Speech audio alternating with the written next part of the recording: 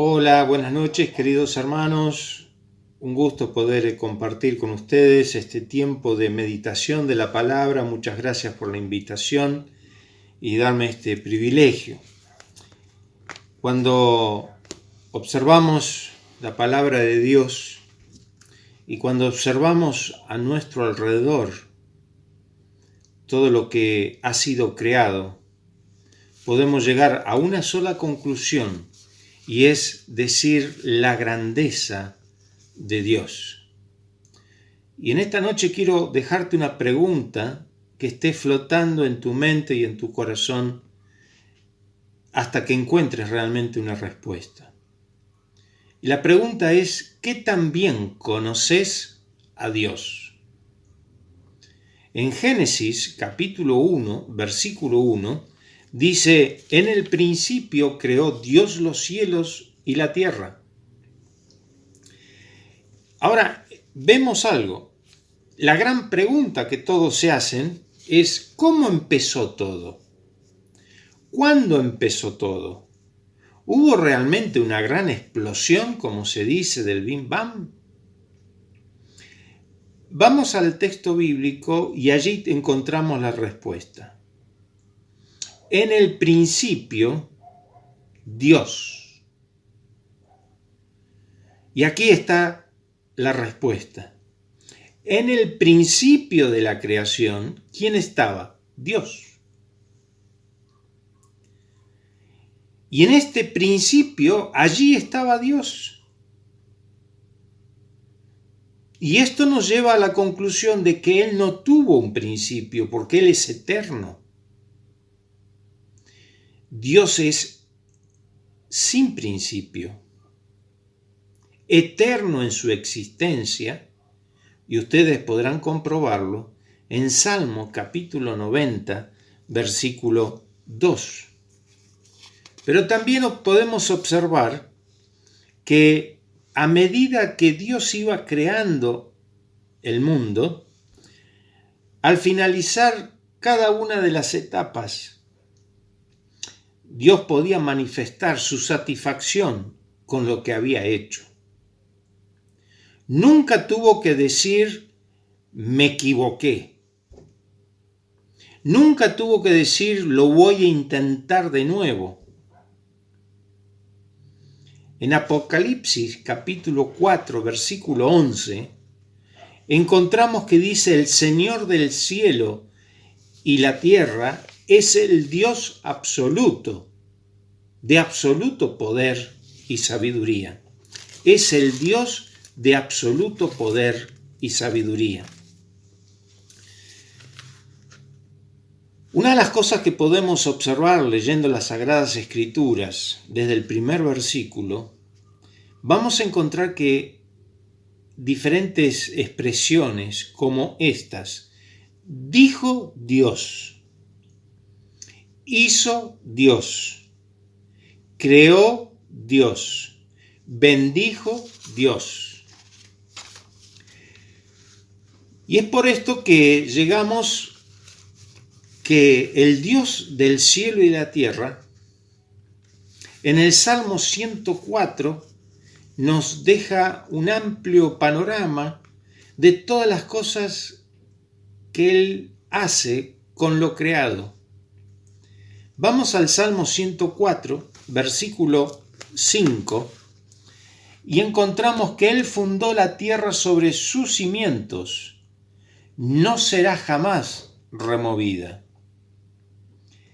¿Qué encontramos? Que Él le dio un fundamento firme, no será jamás removida. Entre los versículos 6 al 9, encontramos que Él pone límites a los mares. Y entonces vamos a ver de que con el correr de los años, desde la creación, hubieron diferentes movimientos de la tierra, y es por eso de que en algunos lugares muy lejanos al océano o a los mares se han encontrado restos de animales del mar.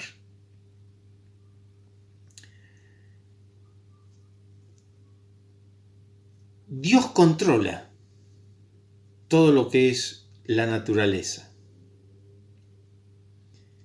Pero miren, el mar es muy inmenso, pero el mar no se viene de golpe y tapa toda la tierra,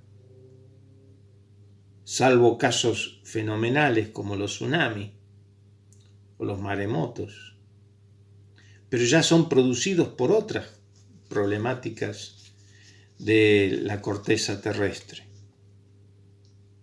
Entre los versículos 10 al 18 de este Salmo 104, encontramos que Él provee para toda su creación.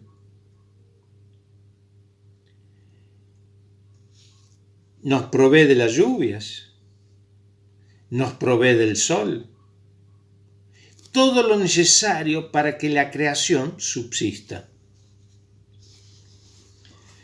Entre los versículos 19 al 23, encontramos que Él regula los días y las estaciones. Quiere decir que nos ha dejado una creación ordenada. No tenemos una mezcla de invierno con verano, primavera con otoño, no. Hay 4 estaciones bien establecidas. Entre los versículos 24 al 28 encontramos que Él suple abundantemente para todos. Suple abundantemente para todos.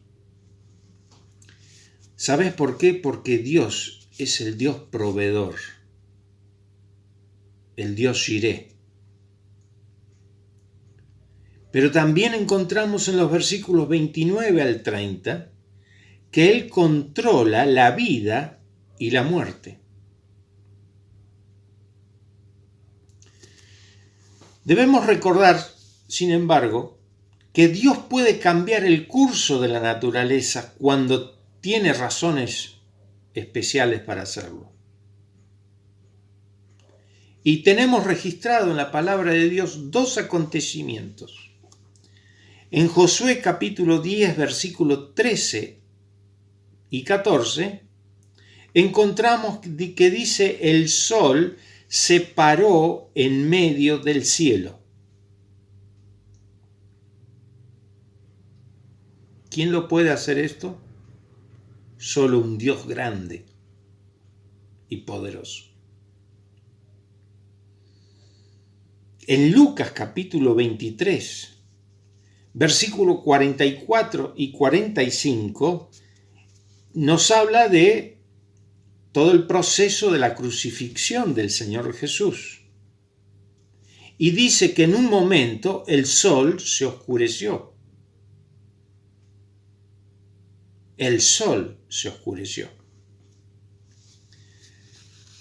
Una vez más podemos observar la grandeza y el poder de Dios.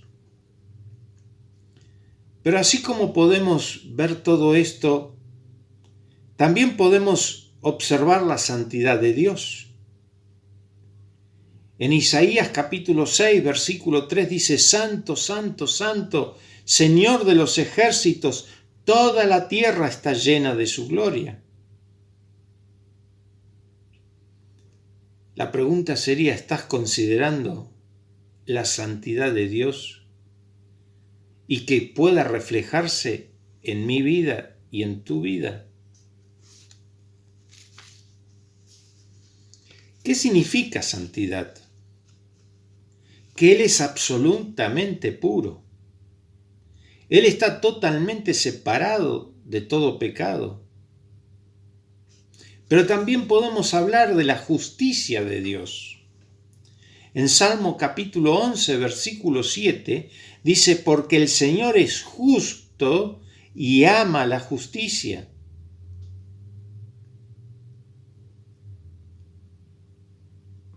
También podemos hablar del amor de Dios.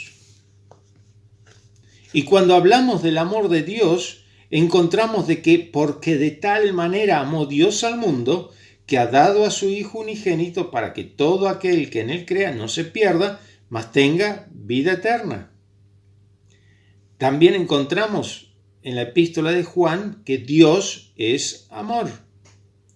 Y aquí nos encontramos en una situación interesante. Por un lado, por este lado, el hombre pecador. Por este lado, Dios santo. ¿Cómo nos unimos? ¿Cómo puede llegar el hombre a ese Dios santo? Y la única manera es cuando se interpone entre medio Cristo el Señor. Porque hay un solo Dios y un solo mediador entre Dios y los hombres, Jesucristo hombre. En todo esto vamos a observar que en medio de esa grandeza de Dios resalta la misericordia y la gracia de Dios.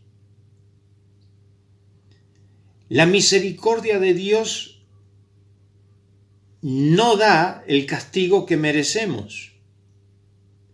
Y la gracia de Dios nos da bondad especial que no merecemos. Siguiendo y viendo la grandeza de Dios, les pido que me acompañen y atentos podamos estar pensando en un Dios de juicio y de justicia. Un Dios salvador, un Dios libertador, un Dios redentor. ¿Y cuánto más podríamos llegar a decir? También podemos hablar de este Dios de grandeza sobre el Dios redentor de su pueblo. Y nos trasladamos a la antigüedad con el pueblo de Israel cuando lo saca de la tierra de esclavitud de Egipto. Y dice en Éxodo capítulo 6, versículo 6, os redimiré con brazo extendido y con juicios grandes.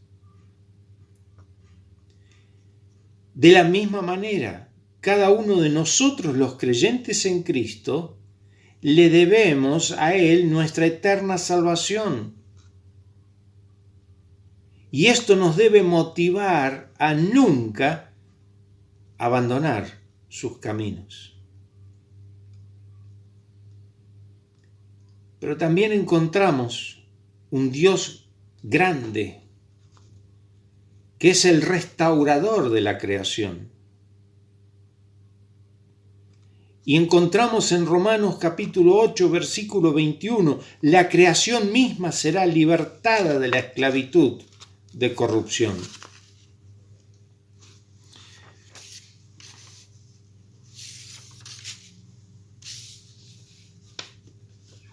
Ese mismo Dios grande puede ser tu Padre Celestial.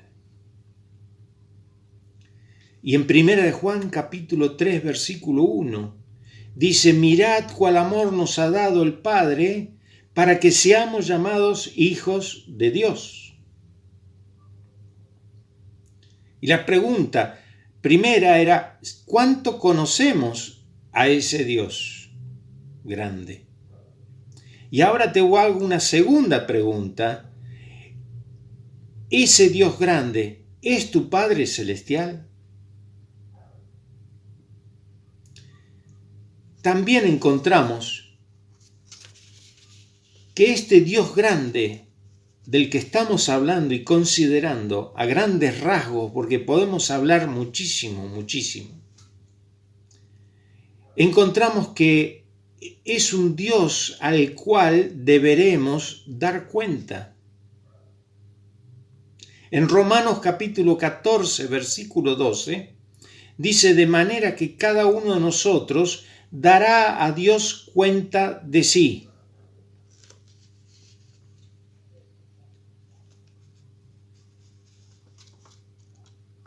La pregunta sería, es posible que todos los que hemos creído en el Señor Jesús, todos los que somos hijos de Dios, podamos parecernos un poquito a ese Dios grande?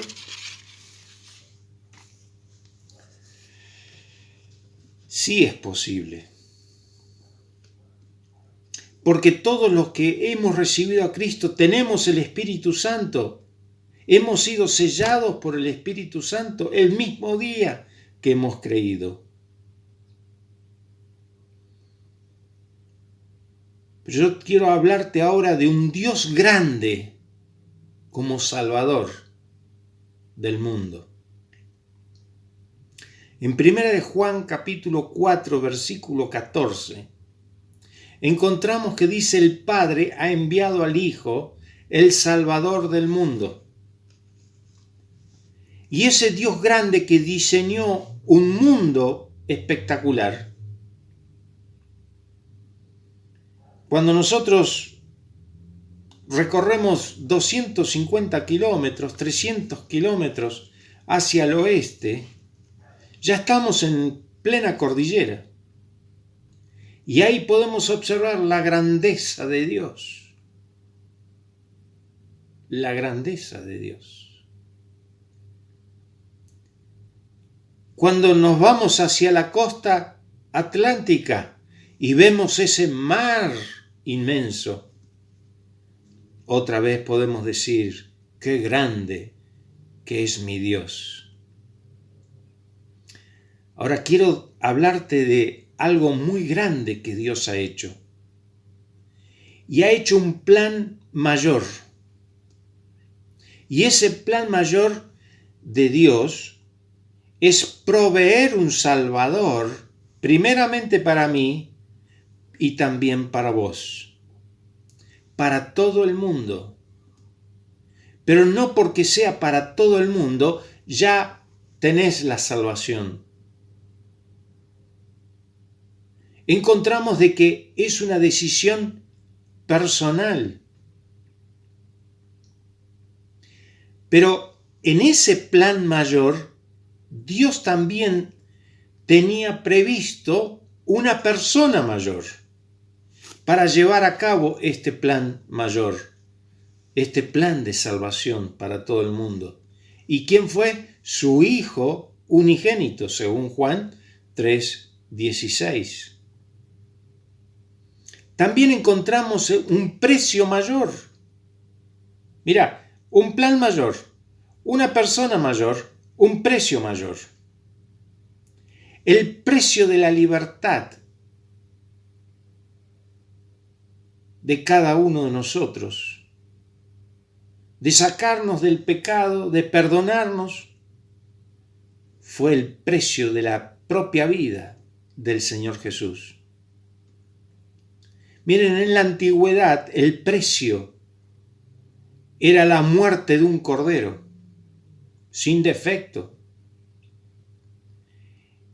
Y a partir de que Jesús vino a este mundo, nos encontramos que su muerte fue única y suficiente, porque Él murió por nuestros pecados.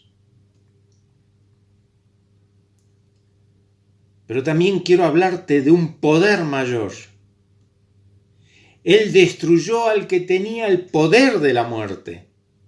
Esto es al diablo, al mismo Satanás, y libró a los que estaban sujetos a la esclavitud del pecado. Por último, encontramos un propósito mayor. El propósito de Dios es que sus hijos anden como hijos de luz, comprobando lo que es agradable al Señor, según Efesios capítulo 5, versículo 8 al 10. Te los menciono nuevamente: un plan mayor, una persona mayor, un precio mayor, un poder mayor, un propósito mayor. Quiero preguntarte a todo esto, ¿Qué significa saber en tu vida que existe un Dios grande?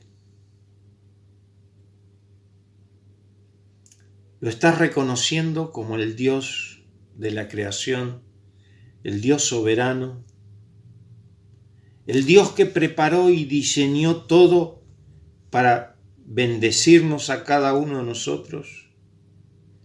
Mirá, Dios Padre diseñó la salvación. Dios Hijo la ejecutó. Y Dios Espíritu Santo es aquel que trabaja externamente, primeramente en las personas, para convencerlas de pecado, convencerlas de que necesitan a Cristo Jesús como Salvador. A Dios no se le escapó ningún detalle, ni tampoco se le escapó tu nombre y tu apellido. Tú eres muy especial para ese Dios grande. Y querido, no importa cuál es tu tremenda situación en la que te encuentras, cuántos problemas puedes tener, cuántas maldades has realizado, cuántos pecados estás cargando sobre tu espalda. Una cosa importante, que ese Dios grande te ama. Ese Dios grande tiene misericordia y quiere que tú seas salvo por la sangre de Jesucristo.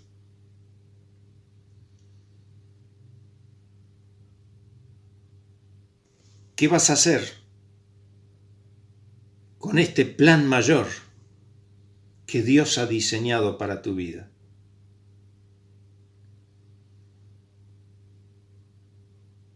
Pero para todos aquellos que ya tenemos a Cristo en nuestro corazón,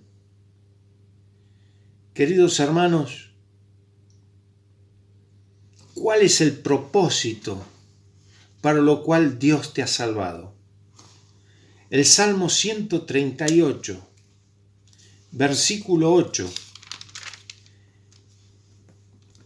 Hay un hermoso texto. Dice Salmo 138, versículo 8. El Señor cumplirá su propósito en mí. Tu misericordia, oh Señor, es para siempre. No desampares la obra de tus manos. Nos quedamos con la primera frase. El Señor cumplirá su propósito en mí. Mira, esta frase la podemos leer con signos de admiración, como afirmando: el Señor cumplirá su propósito en mí. Pero también podemos leerla con signos de pregunta. ¿El Señor cumplirá su propósito en mí? Y esta es la gran pregunta que nos tenemos que llevar esta noche. ¿Realmente estoy viviendo de la manera que Dios desea para que se puedan cumplir sus propósitos en nuestra vida? Con todo lo que hemos podido observar de la grandeza de Dios, ¿no te parece que vale la pena vivir tomados de la mano de Dios? Claro que sí, que vale la pena. Entonces andemos como Él anduvo. Que realmente cada uno pueda meditar en lo más profundo de su corazón. Que cada uno pueda pensar realmente: ¿estoy permitiendo de que Dios cumpla su propósito en mí? Si la respuesta es dudosa o negativa, ¿por qué no clamar al Señor perdón? Porque no le has permitido, no le has dado lugar para que su propósito se cumpla en tu vida. Contale las razones, tus debilidades, tus negligencias, tus irresponsabilidades. Pero queridos, la venida del Señor está muy pronta. Y es necesario de que todos nosotros estemos preparados para ese encuentro un día, no muy lejano, en las nubes. Que realmente esto nos lleve y les lleve a cada uno de ustedes a pensar y a tomar firmes decisiones y determinaciones. Yo quiero que el Señor cumpla su propósito en mi vida. Y vas a ver que el rumbo de tu vida va a cambiar totalmente. Que el Señor les bendiga y será hasta una próxima oportunidad.